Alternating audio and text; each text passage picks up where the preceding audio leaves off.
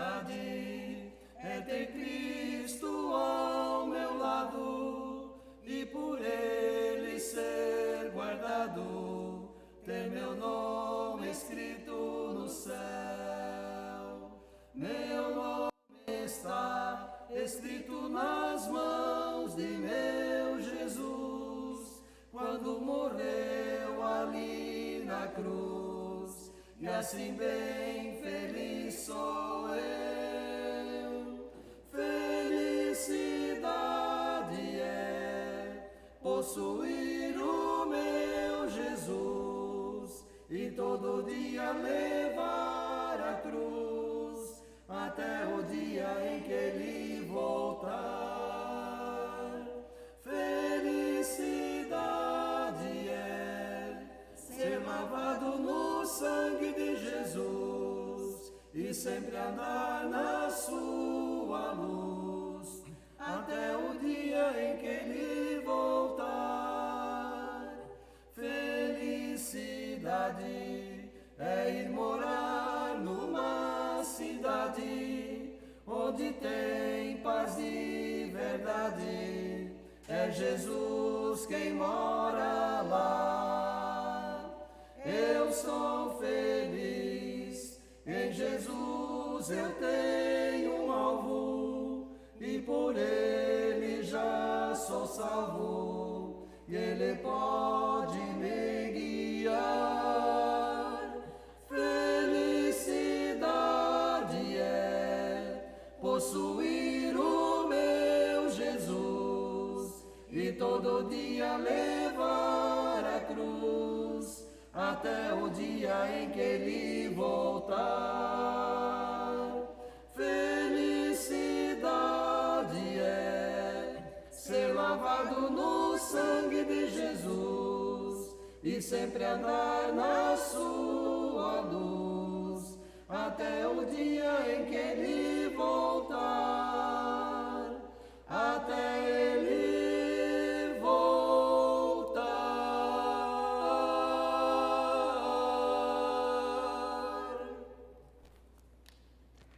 Boa noite.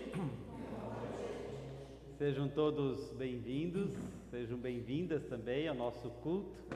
Hoje aqui um pouco diferente, né? Vocês perceberam que nós estamos com toda uma estrutura, uma parafernália de som, de transmissão aqui, porque hoje nós estamos gravando o culto para transmitir amanhã. Então, quem está nos acompanhando pelo canal de YouTube vai perceber que o altar está um pouco diferente, porque hoje nós estamos na comunidade Apóstolo Pedro, aqui no bairro Aventureiro da cidade de Joinville. E nós queremos celebrar esse culto em nome de Deus que é Pai, Filho e Espírito Santo. Amém? Vamos ficar em pé e vamos cantar o próximo hino.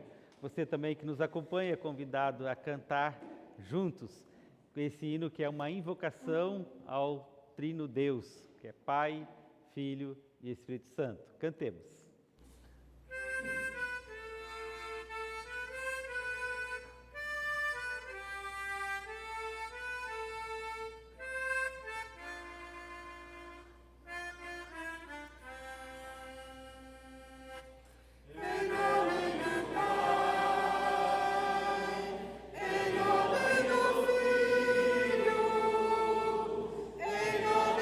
Espírito Santo,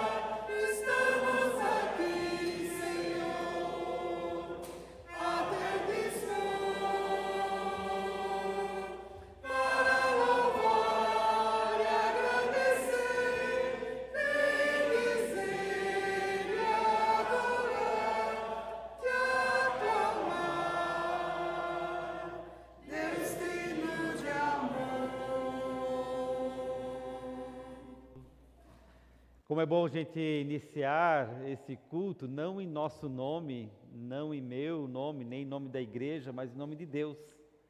A Bíblia nos diz que nesse nome há poder, no nome de Jesus há salvação, e todo aquele que confessa Jesus Cristo como Senhor e Salvador e crê nele de todo o coração é salvo, porque esse nome está acima de todo nome.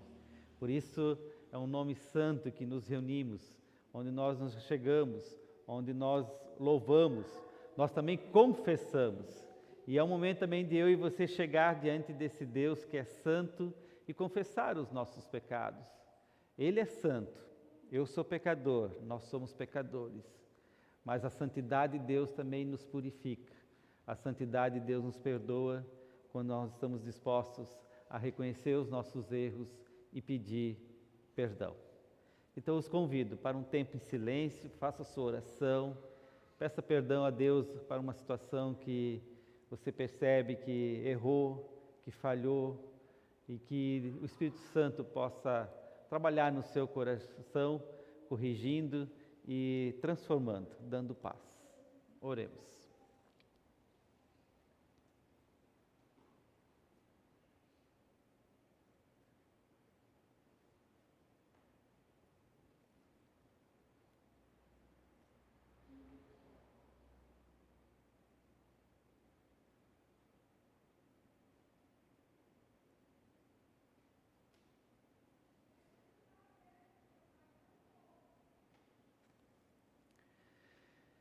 Senhor, nós cantamos que Tu és santo, nós expressamos a nossa adoração em Ti, que és Pai, Filho e Espírito Santo. E nós chegamos diante de Ti não porque merecemos, mas tão somente por Tua misericórdia, por causa da Tua graça, pelo que Tu fizeste por nós na cruz.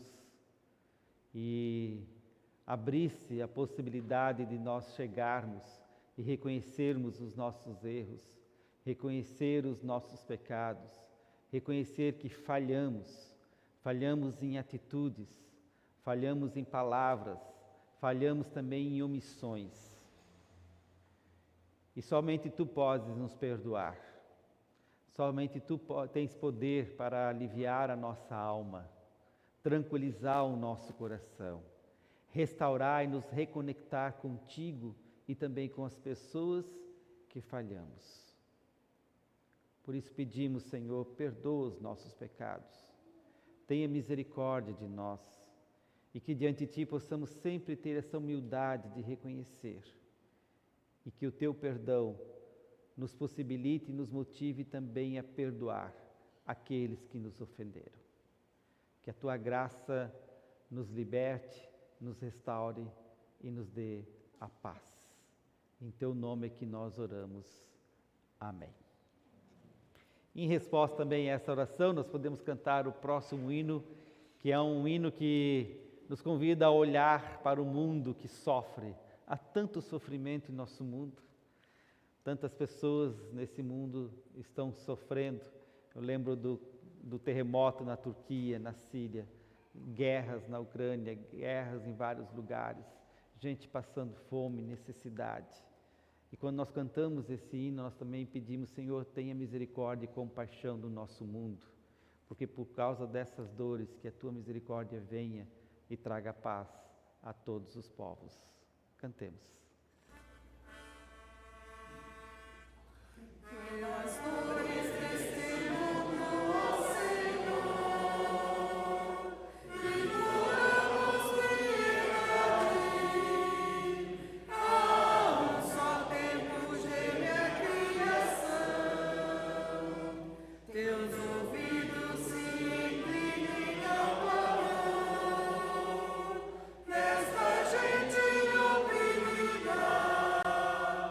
Apressa-te com tua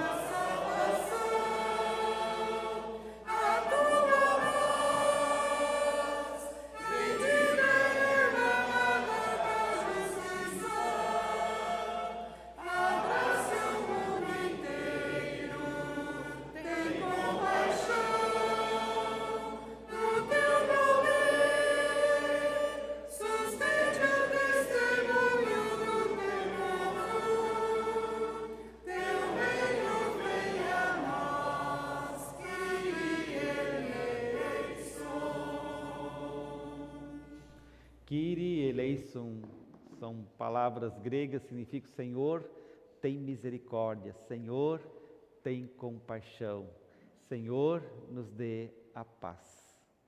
Que a gente possa também desejar essa paz um ao outro. Eu convido você então a saudar, uma vez que somos perdoados, também desejar a paz de Cristo para quem está próximo de você. Pode sair do lugar e vamos nos saudar mutuamente.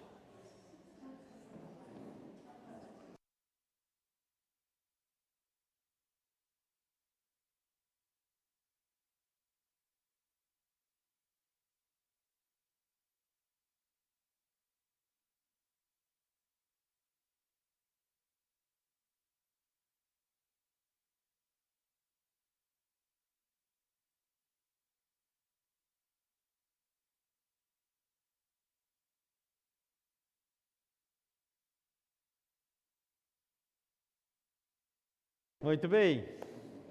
Quantas pazes você já desejou? 5? Mais? Então tá ótimo, fechou. Pode sentar, né? Vamos ouvir a leitura bíblica. A Jaque vai fazer a leitura bíblica que está em Mateus, capítulo 17, os versos 1 a 9. Você lê para nós, Jaque? Vamos. Boa noite. A transfiguração.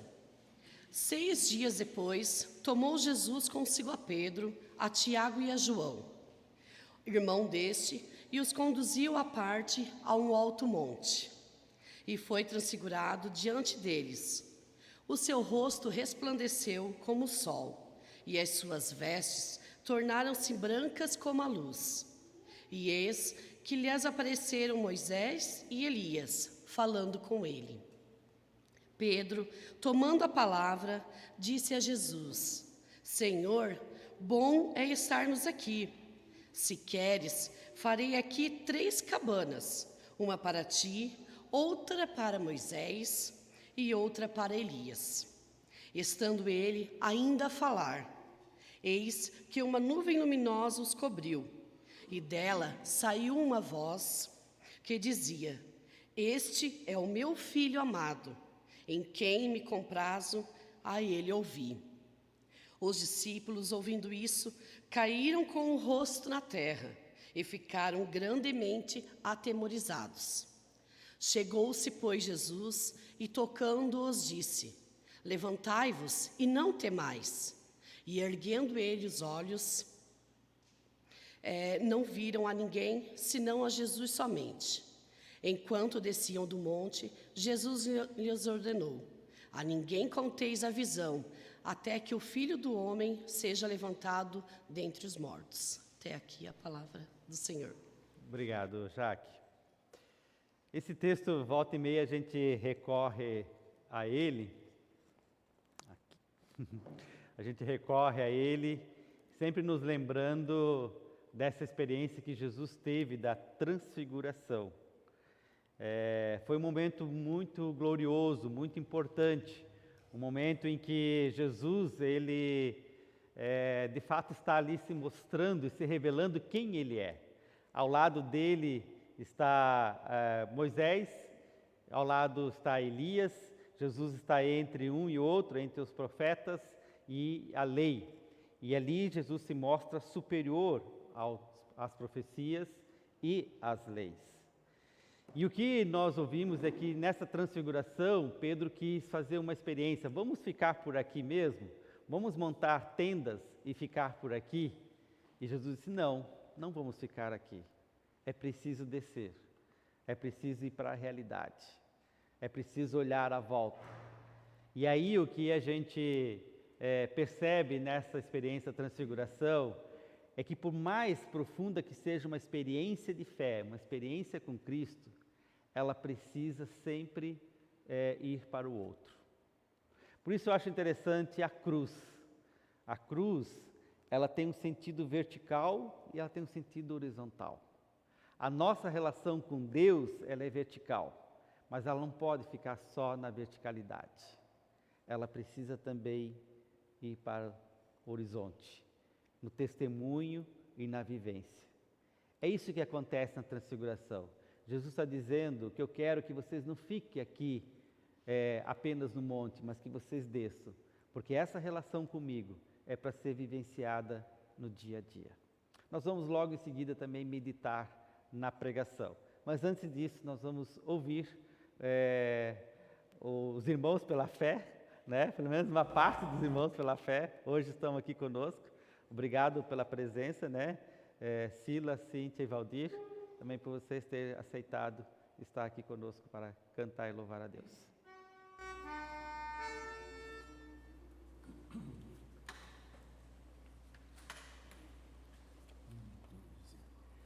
Com a minha voz clamo ao Senhor, com a minha voz ao Senhor suplico, diante dele a queixar-me eu estou, diante dele exponho a minha aflição. Quando aqui dentro de mim esmoreceu meu espírito, tu então conheces minha vereda. Olha a mão direita e vê, não há quem me conheça, não há ninguém onde me refugiar. Com a minha voz clamo ao Senhor, com a minha voz ao Senhor suplico, diante dele a queixar-me eu estou, diante dele exponho a minha aflição. Ó Senhor, a ti clamei, pois tu és o meu refúgio e o meu tesouro entre os viventes. Vem atender o meu clamor, que estou muito abatido, livra-me bem de forte tentador. Com a minha voz clamo ao Senhor, com a minha voz ao Senhor suplico, diante dele a queixar-me eu estou, diante dele exponho a minha aflição. Tira-me desta prisão e assim louvarei teu nome, e então os justos me cercarão. Meu Senhor, eu clamo a ti, ó vem livrar minha alma, e cantarei que me fizeste bem.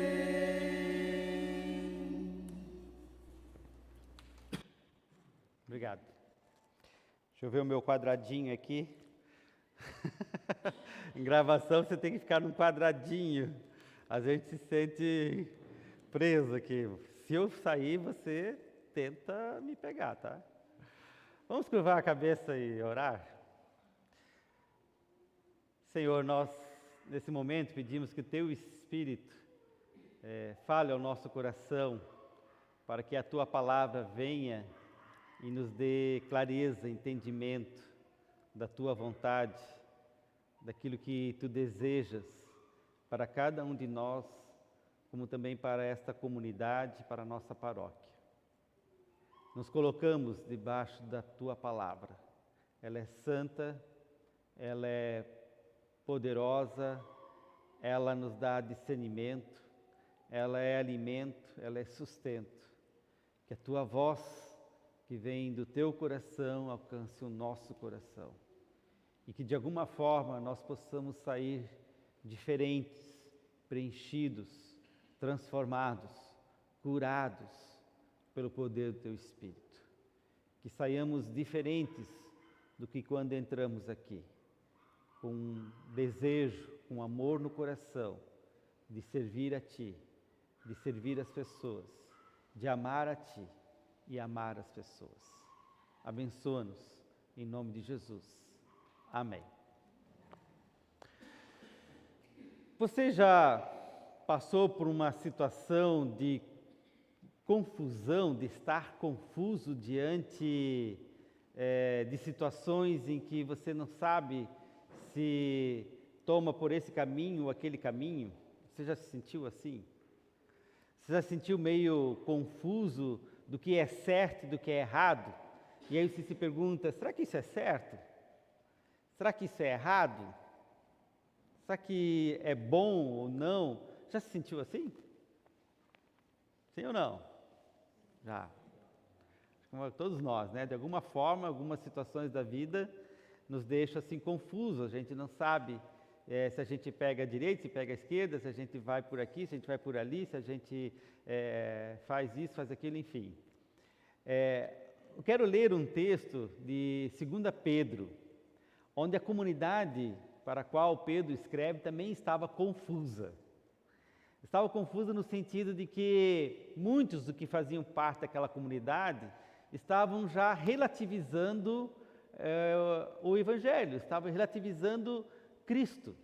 E por que eles estavam relativizando a Cristo?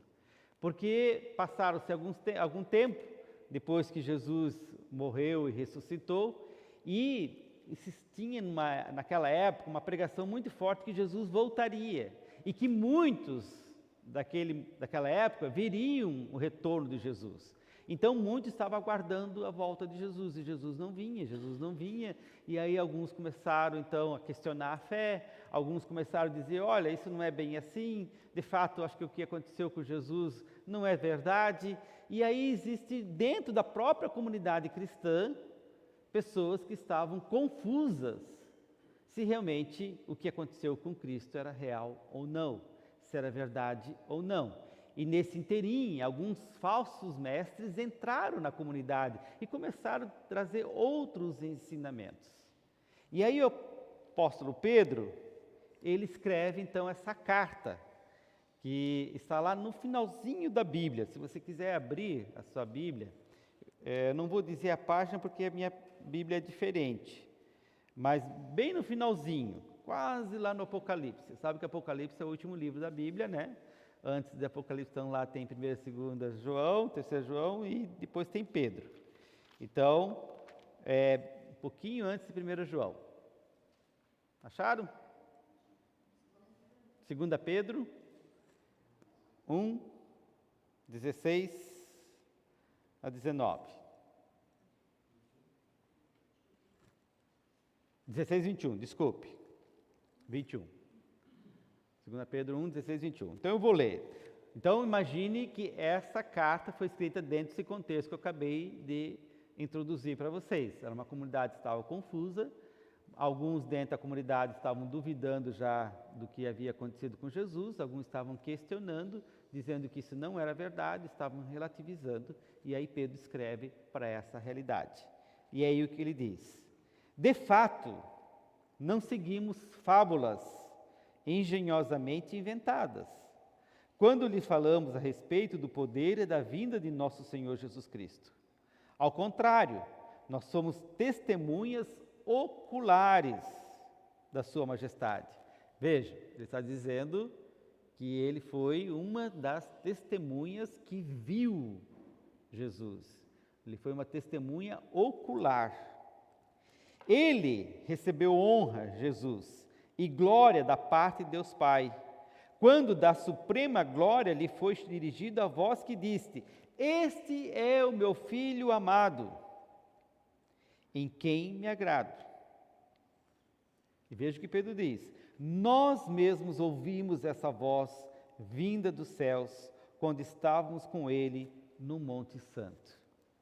Assim, temos ainda mais firme a palavra dos profetas, e vocês farão bem se a ela prestarem atenção, como uma candeia que brilha em um lugar escuro, até que o dia clareie e a estrela da alva nasça no coração de vocês. Antes de mais nada, saibam que nenhuma profecia da Escritura provém de interpretação pessoal, pois jamais a profecia teve origem na vontade humana, mas homens falaram da parte de Deus, impelidos pelo Espírito Santo. Então, o que Pedro está dizendo nesses poucos versículos, nessas poucas palavras, que se na comunidade haviam falsos mestres, pessoas questionando a Cristo, a pessoa de Cristo, se foi verdade ou não, Pedro está dizendo, olha, eu estava lá, eu vi com os meus olhos o que aconteceu lá naquele monte. Do que Pedro está se referindo? À transfiguração, ao que nós ouvimos na leitura bíblica que a Jaque fez de Mateus. Pedro está dizendo, eu estava lá, eu vi Jesus entrando em glória, o seu rosto ficou iluminado, eu vi a voz, na verdade eu ouvi a voz vinda do Pai dizendo, este é o meu filho. Ou seja, Pedro está argumentando à comunidade, aos seus ouvintes e aos seus destinatários dessa carta, dizendo que ele foi testemunha, portanto não é fábula humana. Ele está dizendo, não foi algo que eu inventei, não é uma fábula, não é algo que foi engenhosamente articulado, pensado. Isso aconteceu, há pessoas que viram isso e vivenciaram isso. Então Pedro está partindo dessa declaração da sua experiência que teve com Cristo. E aqui está um primeiro ponto que eu quero destacar, que é muito importante para nós, meus queridos. Também hoje, no século XXI, aqui na comunidade do Apóstolo Pedro, aqui nessa paróquia, aqui em Joinville. Que a nossa relação com Cristo, a nossa relação de fé, não é uma relação de ideias. A relação com Cristo não é uma relação ideológica, de ideias que a gente tenha sobre Jesus, mas é de uma relação pessoal com Cristo. Conhecer Cristo de maneira ideológica é fácil. Aliás, você pode pegar até o livro de história. A história da humanidade foi dividida em antes e depois de Cristo, ou seja, há registros. A humanidade, pelo menos o Ocidente, reconhece que houve um Jesus histórico, que ele fez toda a diferença, inclusive mudou o calendário. Existem registros históricos para isso. Mas até aí ainda é um conhecimento de Cristo pela ideia. Eu sei que ele existiu, eu sei que faz parte da história, eu sei que o Ocidente reconhece isso, mas o que diferença isso faz na minha vida? Que diferença faz esse conhecimento no meu dia a dia? Que diferença faz eu saber que Jesus veio, Ele nasceu, Ele morreu pelos meus pecados, Ele viveu, Ele restaurou, Ele curou, Ele foi ao encontro das pessoas? Que diferença faz isso na sua vida?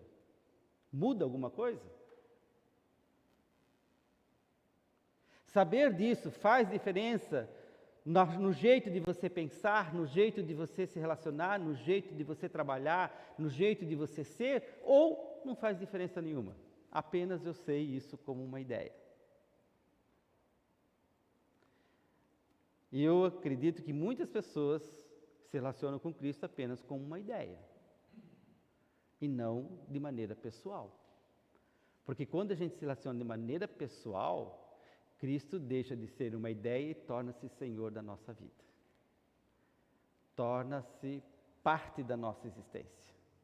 Não que Ele já não esteja, mas é porque a gente não tem consciência e não quer abrir os olhos para reconhecer que Ele está em nossa vida. Então Pedro está chamando a comunidade para isso. Pedro está dizendo para os seus ouvintes, olha, o que vocês precisam, de fato, é ter uma experiência viva, como eu tive com Cristo. Eu tive essa experiência. E isso me transformou, isso me tornou um outro homem. O Pedro antes de Cristo e o Pedro depois de Cristo. O Pedro que estava caminhando com Cristo e descobrindo quem é Cristo, na caminhada no ministério de Jesus, e aquele Pedro que depois da ressurreição, junto com outros discípulos e mulheres, começaram a anunciar o Evangelho para o mundo inteiro. Isso impacta a nossa fé, a nossa espiritualidade, a nossa vida. Que lugar que Jesus ocupa na sua vida? Que diferença faz Jesus na sua existência?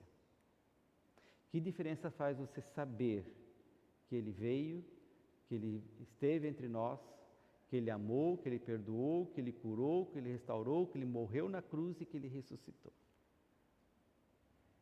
Então Pedro está dizendo assim, olha, isso não é fábula, isso é uma experiência. Agora, claro, a gente pode dizer, mas pastor, isso é apenas mais uma ideia. Isso é mais um conceito. Hoje nós vivemos no mundo pós-verdade. O que significa isso? Os estudiosos, eles dizem que de tempos em tempos a humanidade passa por mudanças de compreensão.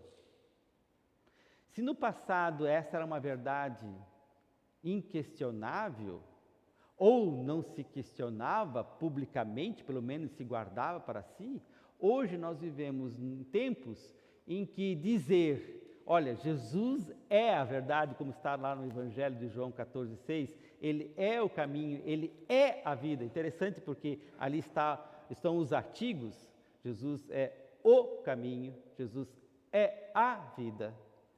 Ele não é uma das vidas, Ele não é um dos caminhos. Dizer isso nos dias de hoje é complicado. Porque as pessoas dizem, mas é mais uma ideia. E de fato, é mais uma ideia. No mundo em que vivemos pós-verdade, é assim. Por isso que quando a gente testemunha Cristo para as pessoas, a gente não está testemunhando ideias. Porque no mundo das ideias você pode questionar muitas coisas. No mundo das ideias eu posso dizer, olha, eu gosto disso e você gosta daquilo. No mundo das ideias eu posso seguir essa ideologia e você pode seguir aquela ideologia. E pode ter uma terceira ideologia, e pode ter uma quarta ideologia. No mundo das ideias há uma pluralidade, vivemos numa sociedade pluralista. E viver numa sociedade pluralista é diferente de viver numa sociedade onde todo mundo não questionava as coisas, simplesmente obedecia e se fazia as coisas. E por isso o desafio hoje para nós cristãos é como a gente vive a fé no mundo pós-verdade, onde não tem uma verdade absoluta. Só que ao mesmo tempo que as pessoas dizem que não tem uma verdade absoluta, elas se agarram em virtudes ou em elementos absolutos. Por exemplo, é absoluto que ninguém vive sem dinheiro. Você pode ter pouco dinheiro, mas você vai dizer que não vive sem dinheiro. Isso é um absoluto. Todo mundo precisa de dinheiro, dinheiro, dinheiro, porque a nossa sociedade é construída em cima disso. Então há um absoluto, mesmo que as pessoas não queiram admitir isso. O fato de Jesus ser para nós a verdade, não significa que a gente também não saiba dialogar com aqueles que não creem nesta verdade. Absoluto não significa que eu imponho a minha fé para o outro. Não significa que o outro vai ter que crer em Jesus goela abaixo. Por isso o desafio hoje para nós, em nossos dias, como comunidade, é como testemunhamos Jesus de maneira em que as pessoas percebam e vejam, não como uma imposição, mas percebam e vejam como isso faz diferença. Conseguem perceber? Conseguem identificar isso? Não é pela imposição, não é saindo na rua e gritando, dizendo, você tem que aceitar Jesus, você tem que aceitar essa verdade. Não, no mundo pós-verdade não é que tem que. Nesse mundo nós precisamos conquistar as pessoas de uma outra forma e ajudá-las a perceber que a verdade é Jesus, mas a partir da nossa vida, a partir também do que Jesus faz em nós. Por isso, meus queridos, o evangelismo, a forma da gente anunciar o Evangelho de Jesus tem muito mais a ver com relacionamentos do que com doutrinação. No passado se doutrinava. Hoje o desafio é relacionamentos, é se relacionar e a partir do relacionamento você mostrar quem é Jesus na sua vida. Por isso eu fiz a pergunta inicial, faz diferença para você crer em Jesus? Faz diferença para você saber quem Ele é? Porque se não faz, para as pessoas que convivem com você também não vai fazer diferença. Agora, se faz diferença na sua vida Cristo, as pessoas que convivem com você, às vezes você não precisa nem falar, mas a forma que você vai viver. Já dizia São Francisco de Assis, a pregação maior não é aquela que a gente fala, mas é aquela que a gente vive. A forma como a gente vive vai despertar nas pessoas um interesse e elas vão perguntar: cara, por que você faz assim? Cara, por que você vive desse jeito? Por que você consegue amar assim? Você é generoso? Você consegue vivenciar essa fé? O que tem na sua vida? Você instiga essa curiosidade boa. E aí a gente tem a forma de dizer: olha, é Cristo. Essa é a verdade, é Cristo. É Cristo que me leva a amar, é Cristo que me leva a perdoar, é Cristo que me leva a viver de maneira honesta, é Cristo que me leva a reconhecer de que a vida é graciosa, é dádiva de Deus. É Cristo que me faz perdoar e me sentir perdoado. É Cristo que me faz olhar para o outro, para os necessitados. É Cristo que preenche o vazio da minha existência. É Cristo que, quando eu estou deprimido, estou triste, é Ele que me traz a alegria, a satisfação. É Cristo. É Cristo. E é isso que Pedro está falando. Ele está falando a partir da sua experiência, apontando para a verdade. E aí o testemunho, meus queridos, faz sentido. Daí as pessoas dizem: opa, aqui estou vendo uma relação de vida com fé. A fé não é uma doutrina, a fé não é uma teoria, a fé não é uma ideologia, a fé é vida, a fé é vivência, a fé é algo prático, a fé tem a ver com a nossa forma de viver. Percebam que é isso que Pedro está dizendo para a comunidade e está dizendo para nós também. Por isso, quando nós falamos em missão, quando nós estamos falando em evangelismo, e aqui na Apóstolo Pedro estamos falando sobre isso no presbitério, no último reunião do presbitério, conversamos que nossa comunidade precisa ser missionária, que a nossa comunidade precisa abrir as portas, que a nossa comunidade precisa ouvir o bairro, que a nossa comunidade precisa perceber o que acontece na volta. É isso. Nós precisamos viver esse Cristo, viver essa fé. E as pessoas que estão aqui nesse bairro dizer: naquela igreja há pessoas que não só falam de Jesus, mas elas vivem a fé que elas creem. De maneira imperfeita. Claro, somos imperfeitos. Temos nossos erros, temos nossos pecados, por isso que a gente pede perdão a Deus. Mas a gente procura viver de maneira autêntica, sincera, honesta a nossa fé em Jesus. E de alguma forma é isso que vai cativar. E é isso que vai dizer para as pessoas: é lá que eu quero participar, porque lá é um lugar de pessoas como eu, seres humanos, que têm os seus problemas, têm as suas confusões, têm as suas lutas, têm as suas dificuldades, têm as suas alegrias, mas elas encontram sentido. Elas encontram sentido. E esse sentido é Cristo. Elas encontram uma razão maior. Elas encontram um sentido de vida. Elas encontram em quem elas podem recorrer, em quem elas podem chorar, em quem elas podem se alegrar, em quem elas podem abraçar. E por isso a gente vive em comunidade, porque essa caminhada com Cristo não é solitária, ela é comunitária.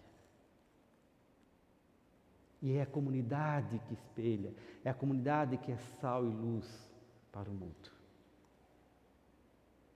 Então, meus queridos, vamos internalizar esta palavra de Pedro e reconhecendo de que não é fábula, não é algo engenhosamente articulada, é inspiração, é Deus.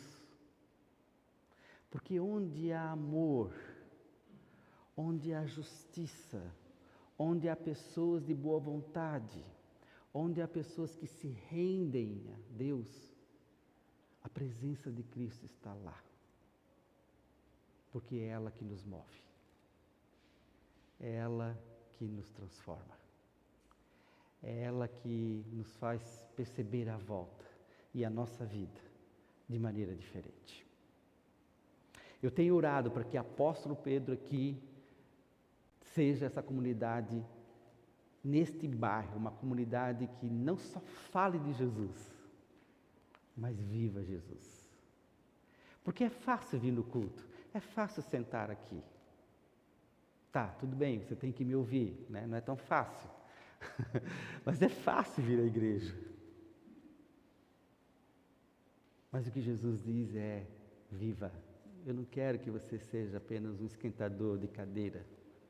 Eu quero que você viva. Eu quero que você experimente. Eu quero que você seja. Eu quero que você aprofunde. Eu quero que você caminhe, que você mergulhe nessa fé. É isso. E aí é um caminho de discipulado, de vivência, de ser discípulo e discípula de Jesus. Que Deus nos abençoe, que Deus continue despertando em nós esse olhar amoroso, o olhar do Evangelho, um olhar de uma comunidade que pode transformar uma parte dessa realidade que vivemos. Amém? Amém. Queremos cantar o próximo hino.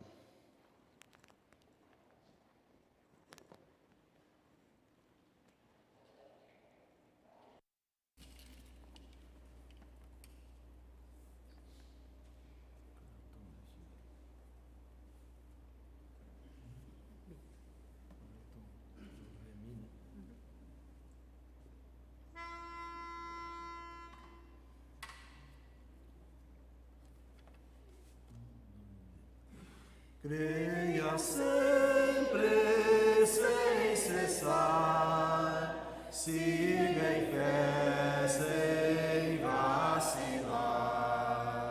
Creia em Cristo até o fim, Ele chama, creia em mim. Quero crer, meu Salvador. Mesmo em aflição e dor, crer até que a tua luz vença as trevas, meu Jesus. Sua eterna promissão dá constância ao coração. Creia em Cristo até o fim, Ele chama, creia em mim. Quero crer, meu Salvador, mesmo em aflição e dor, crer até que a tua luz vença as trevas, meu Jesus. Vale a pena prosseguir, glorioso é seu porvir. Creia em Cristo até o fim, Ele chama, creia em mim. Quero crer, meu Salvador, mesmo em aflição e dor, crer até que a tua luz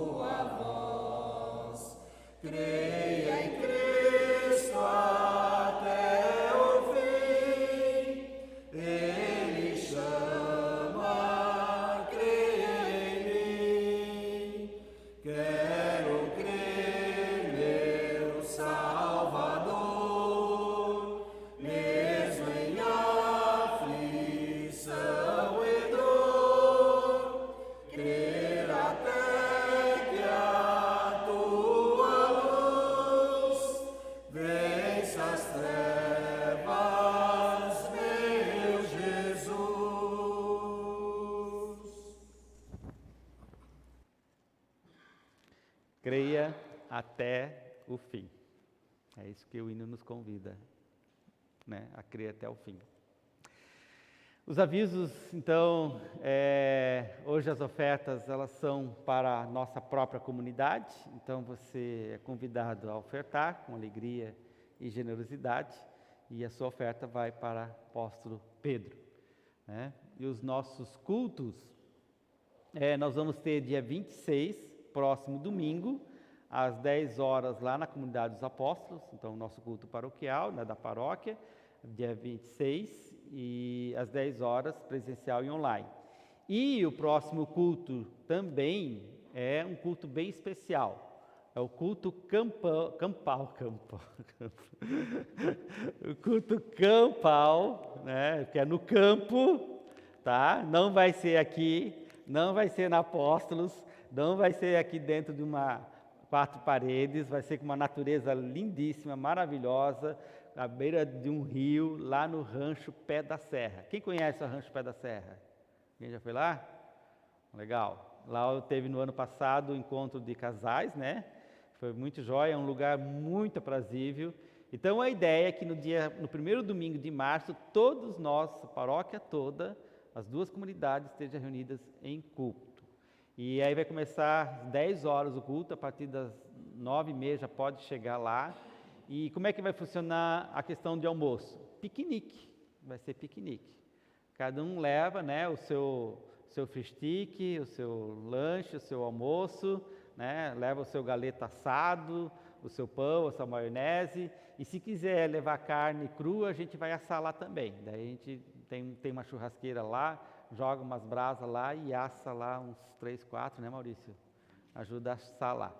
Então vai ser assim o almoço, tá? Cada um leva, as famílias levam a sua refeição, a sua bebida, e depois nós vamos ter um tempo de convívio, estar juntos, né? Colocar o pé na água, o rio lá é bem legal, a gente vai caminhar, a gente vai conversar, a gente vai rir, a gente vai orar juntos, enfim, vai conviver. Então, reservem essa data, gente, 5 de março, eu gostaria de ver todos vocês lá, tá? Todos, no dia 5 de março, nesse culto campal. Já reserve fazer um domingo diferente, um domingo em comunidade, em paróquia, né, para a gente estar juntos. Maurício, o próximo aviso é seu. Quer o microfone aqui?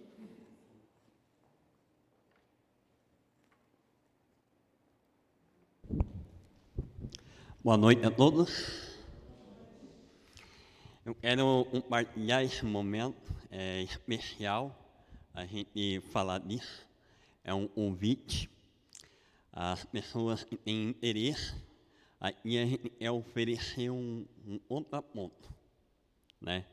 A gente tem a oportunidade de vir no culto, de louvar a Deus em comunidade com os irmãos, mas o contraponto aqui no PG, a gente está sonhando um tempo já. Ano passado a gente já veio colocando isso no nosso coração, né? Como comunidade, a gente abrir um espaço e como família, eu, Maurício, a Eliane e o Murilo, nós queremos abrir a nossa casa, né? E nós queremos fazer esse convite especial às pessoas. A gente não está colocando seja um grupo, seja só de casais, mas sim, as pessoas que estão interessadas em participar ali, e a gente ter um tempo de oração, criar as amizades, né? Um diálogo, uma caminhada, esperança. Então, aquilo que a gente ouvia aqui no culto, num momento, numa palavra de culto, a gente também quer levar para a nossa casa. E lá, a gente vai ter um tempo descontraído, um tempo onde a gente possa conversar, e isso fortalece muito a questão da nossa fé e da nossa caminhada. Então, esse é um dos, digamos assim, nos começos, a gente quer dar o primeiro passo para a questão da missão também. A gente quer começar lá fora, convidar algumas pessoas da comunidade, então as pessoas que têm interesse em participar nesse PG, pequeno grupo. E a nossa ideia também é eu vou convidar algumas pessoas da minha rua também. Então, a gente quer começar aí esse desafio, né? A gente lembra que Jesus foi muito essa questão estratégica, né? Ele aproximou os discípulos para ele, mas ele também desafiou eles a ir a cumprir a sua missão. Então é isso, eu queria deixar esse convite, as pessoas que têm interesse, vêm conversar com a gente. Mas também a gente vai ao encontro de vocês para fazer esse convite pessoal. E é com muito carinho, é com muito amor que a gente quer receber lá na nossa casa, para a gente tomar um café, para a gente conversar, a gente debater. Obrigado, Maurício, Eliane, né, e Murilo, para vocês abrirem a casa para esse pequeno grupo. O pequeno grupo é uma proposta que a gente quer começar a implementar na nossa paróquia. Já temos um na Apóstolos, que está funcionando agora aqui, e a gente quer que isso tenha mais pequenos grupos, à medida que algumas pessoas vão assumindo, abrindo as suas casas, e aí a gente vai... Isso, está saindo os dois aqui, né? A gente vai, então, convidando outras pessoas para participarem, né, desse pequeno grupo. Então, vai ser quinzenal, né, Maurício? Então, começa dia 7, depois, a cada 15 dias, esse encontro. Como o Maurício falou, a comunidade, quem quiser participar, né, fala com o Maurício Caliani, e a ideia é também convidar outras pessoas de fora aqui da comunidade, para formar um pequeno grupo e vai formar uma família, um grupo de amigos, né, na palavra, em torno da palavra. Legal, muito bom. Vamos cantar o próximo hino, e aí, enquanto cantamos esse hino, nós levantamos ofertas. Esse hino é Conta as Bênçãos. Ele diz assim, você já contou quantas bênçãos já recebeu? A gente recebe tantas bênçãos de Deus, mas a gente não conta, né? A gente conta as coisas que não dão certo, isso a gente sabe. E as coisas que dão certo a gente deixa passar. Mas o hino nos diz, quantas bênçãos que o Senhor dá. Ele dá muitas bênçãos para nós. Então, enquanto a gente canta isso, a gente também abençoa a comunidade ofertando, né? Uma forma de abençoar a igreja também é ofertar financeiramente à comunidade.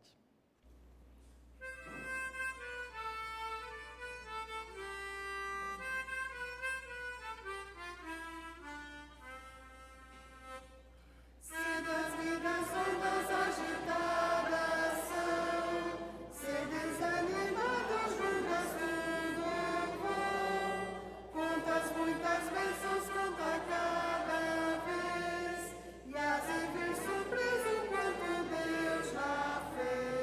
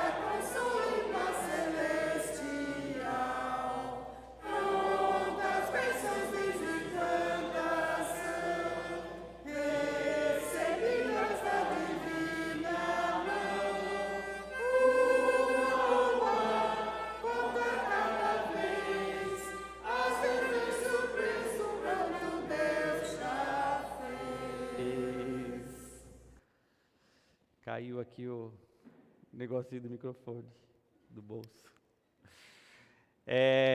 Quantas bênçãos, uma bênção que a gente pode contar é a presença da Valderes aqui com a gente, né, Valderes? É uma bênção ter você aqui, viu? A Valderes, quem não conhece ela, né, é irmã da Valdívia é irmã dela.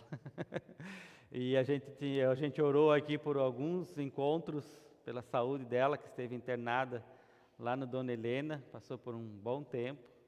E a gente carregou ela em oração, tanto aqui na Pedro quanto na Apóstolos.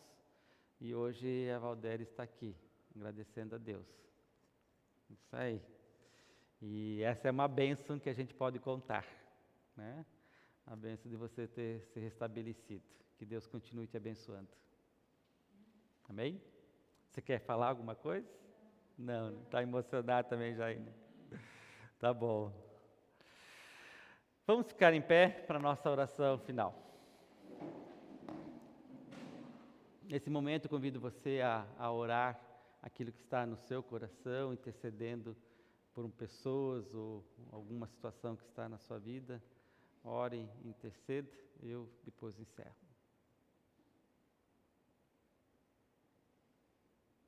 Senhor Deus, nós queremos te agradecer pelo fato de estarmos aqui perante ti.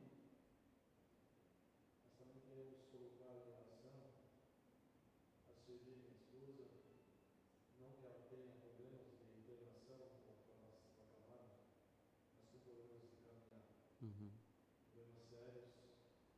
Então pedimos que tu possas estender as mãos sobre ela também, por tudo que ela já fez, por tua igreja ainda faz, mas também por ser tua filha. Nós te agradecemos por isso.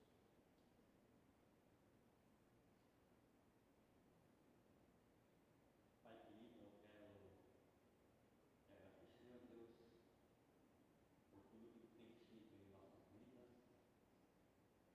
Quero, nesse momento, também lembrar da Júlia Lourenço, que vem lutando há muito tempo com o câncer e está em fase terminal. E pelos médicos, o diagnóstico já é reconhecido, mas diante de ti, ó Deus, tu é o médico dos médicos, a tua mão sobre a vida dela também pode trazer cura e restauração. Mas sabemos que está bem complicado. Pai querido, eu oro pela família, pela filha, o Senhor esteja com eles. Fortaleça, mesmo que há poucos dias eles receberem a notícia que ela partiu. Então o Senhor esteja fortalecendo, esteja ali presente, e fortaleça com o teu Espírito Santo. Nós colocamos também, ó Deus, esse pequeno trabalho que a gente quer iniciar aqui, o PG em tuas mãos, ó Deus.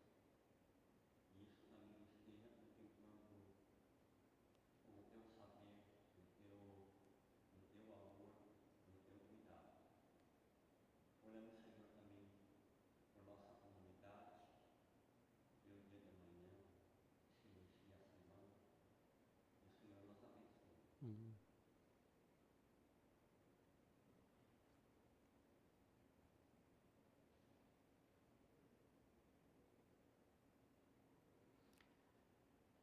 Sim, eu também quero me unir às orações aqui que foram colocadas e lembrar da Anne, pela sua saúde, que tu estejas também restaurando a Anne fisicamente, emocionalmente, espiritualmente.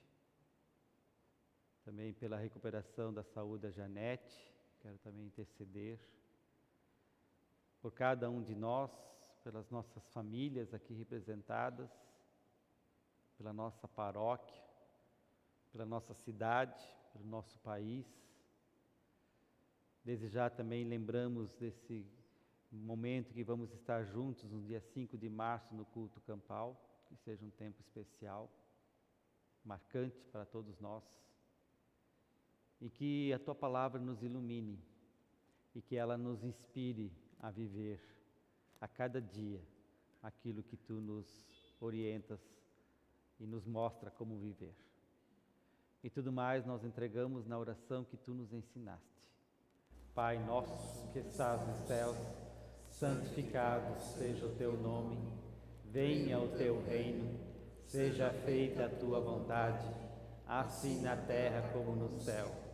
O pão nosso de cada dia nos dá hoje, e perdoa-nos as nossas dívidas, assim como nós também perdoamos aos nossos devedores. E não nos deixes cair em tentação, mas livra-nos do mal, pois Teu é o reino, o poder e a glória para sempre. Amém. Receba a bênção do Senhor. O Senhor te abençoe e te guarde. O Senhor faça resplandecer o rosto sobre ti e tenha misericórdia de ti. O Senhor sobre ti levante o seu rosto e te dê a paz.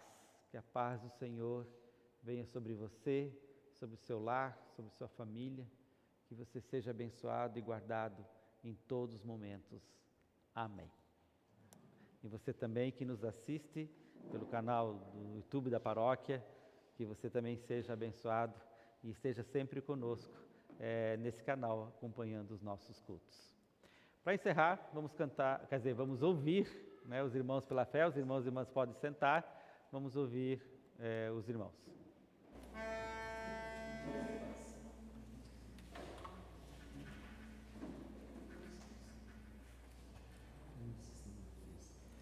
Graças rendei a Deus o Senhor, Ele é bondoso, sua misericórdia não tem fim, sua bondade é sempre eterna. Louva ao Senhor.